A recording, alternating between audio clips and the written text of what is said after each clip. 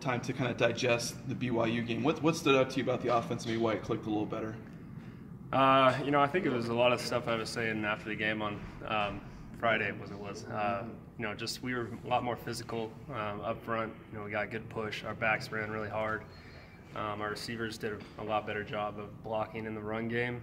And, when we had our pass chances and they were there, we didn't connect on some of the deeper ones. We were really, really close on a few of them. But, I thought our receivers did a really good job there too. Zach said they kind of tried to, I don't want to say simplify it, but kind of make it a little less stressful on you. He even said it in particular. Do you feel like the offense needed that? Do you feel like you needed that? Maybe a little bit. I do like it more simplified, and I like when we're able to go fast. And, it's not a whole lot of thinking involved. But no, I thought we did. Our game plan was good last week. I think we have another good one this week.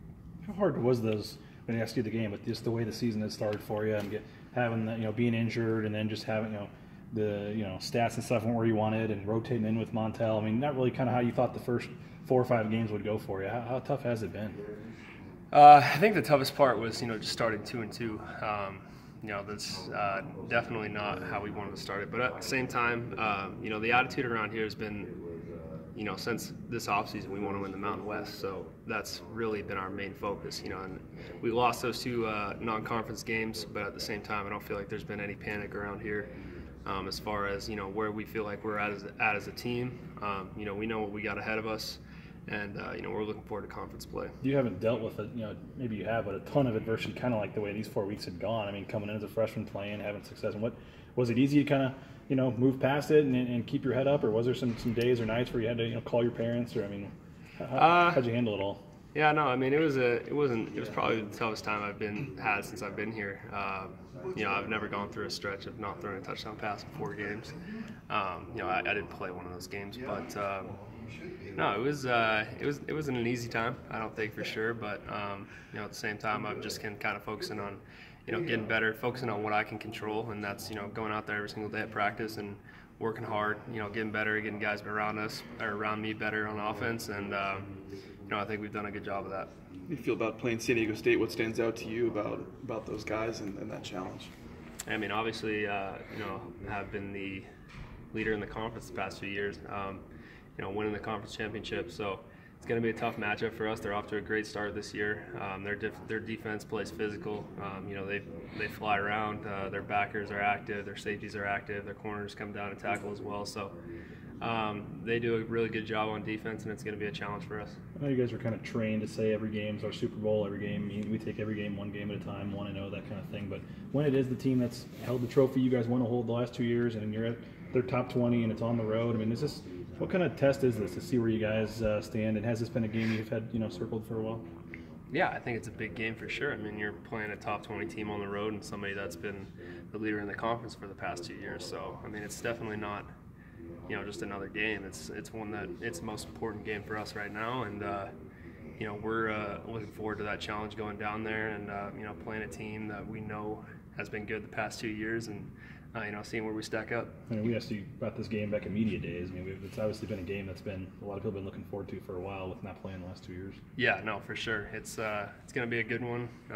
Like I said, they've been the leader in the conference for the past 2 years, so it's definitely one that we want, and we're looking forward to. How unique is that 3-3-5 defense that they employ?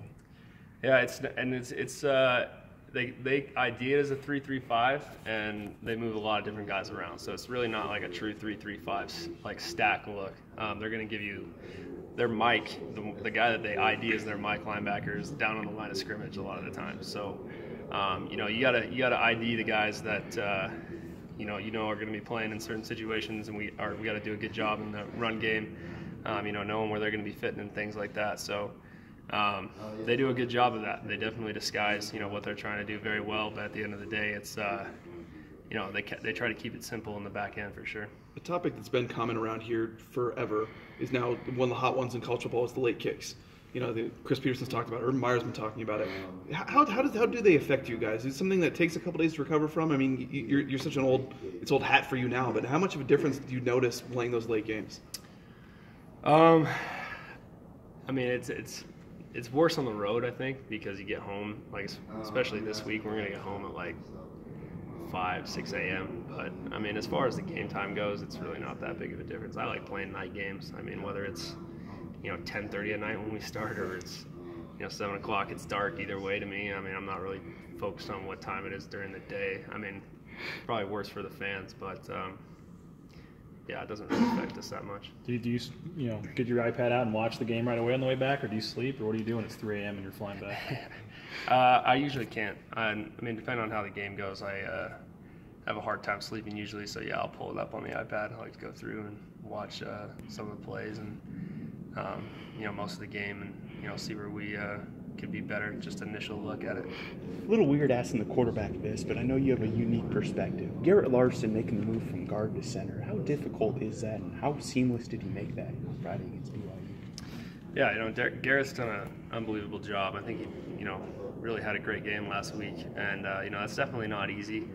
He's had some center experience before, but been playing guard for the past 8 months or whatever. So he's been trying to get used to that there, but he did an unbelievable job. The snaps were great.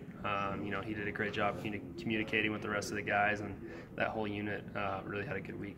You know, a lot of talk about getting the offense going against BYU, but I think it was still your second fewest yards and 24 points. I mean, do you still feel like there's a lot of area for growth for this offense? Yeah, for sure. I mean, we only had like 7 explosive plays that game, so we were physical for sure, but we definitely want to take a step forward this week and move the ball down the field a little bit more and hopefully put up some more points. I know we've asked you before, but the running game, to get it going like that, how much does that help the rest of the offense when you can get being second and third and short instead of second and 9 and stuff? Yeah, it's definitely helpful. You don't want to be in second and third and long situations ever. Especially as a quarterback, because that's when defenses can literally do whatever they want on the back end. So it definitely helps a lot.